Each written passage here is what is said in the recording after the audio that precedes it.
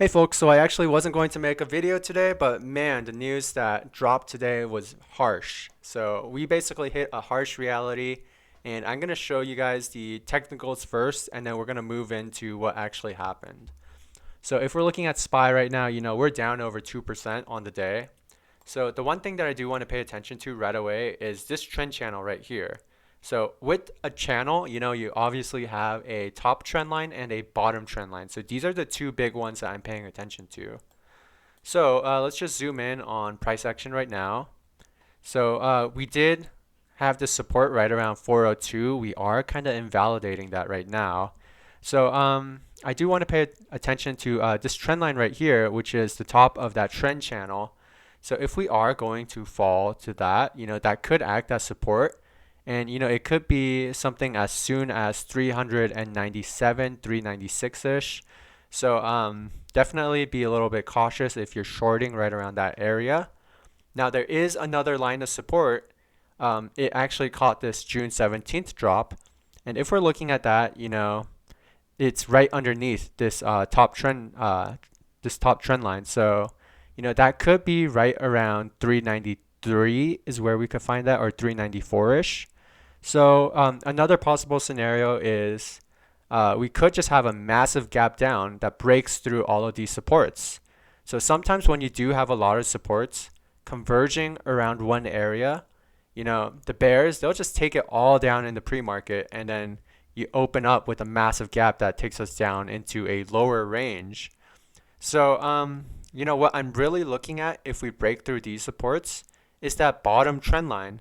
And let me just zoom out a little bit so you guys can see it better. So this trend channel right here, I'm looking at the bottom of this. So, I'm thinking that could be somewhere around the 370. So maybe like 371, 370 or something along that range, because you guys can see this choppy price action right around here. So essentially, we could see something like that if we make it all the way down here as well. And maybe we could form a double bottom, who knows? I mean, this is when things get a little bit sketchy, If we break below this trend channel, I mean, just know that there is going to be some serious pain. And we could definitely make lower lows.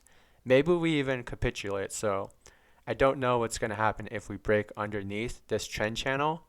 But, it could even be something as simple as breaking below it and going back to back test it. And then who knows what happens after that. So ultimately, you guys want to be very, very cautious, especially when we're getting towards all of these support convergences. Because like I said, we could see one massive gap down to break through all of those. Now, let's just talk about Apple real quick. So Apple, it's down a little bit more. It's down like 3.35%.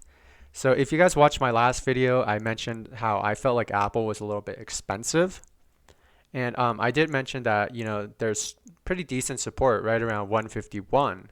So we didn't quite make it to that support area. We actually were about a dollar or two off. I think it was like more along the lines of $2. So we're about $2 off.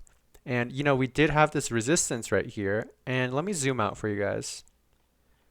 So if we're looking at that resistance, it's essentially this top trend line where, we hit this top right here. We bounced off it all throughout 2020 through 2022. Now this guy is acting as resistance. It was our friend back here. Now it's our enemy. It's working against us. So we didn't quite make it to the top of that, but we came pretty darn close. So where does that actually put us? Well, this entire rectangle describes our situation. So, let me just move this over a little bit so you guys can very clearly see it. So this range could be honestly everything from like 167 all the way down to that 151 support. So we have a pretty big chop zone. Now, if we're just looking right here, there's not a whole lot of support going on. We're just chopping back and forth, back and forth. So definitely do be careful. The markets could get a little bit choppy, or definitely be careful. If you're shorting, be careful of this 151 area. It's produced some pretty decent bounces. Now let's actually go ahead. Let's talk about the data drop. So if we're just looking at all the data that's dropping today, obviously the big one is the CPI. So core CPI month over month, we were expecting a 0.3% reading, but we got zero point 0.6. Now, with the year over year, 6.1 was what we were forecasting. 6.3 is what we got. If we're looking at the headline numbers, headline, it went from, we're expecting negative zero point 0.1, we got 0.1. Year over year, we were expecting 8.1, we got 8.3. So now let's actually take a look at the individual breakdown. So I'm going to pull up this Excel spreadsheet. This information comes straight from the BLS. So, this isn't just me making up numbers. This is actually coming from the BLS itself. So here we have July, and then we have August.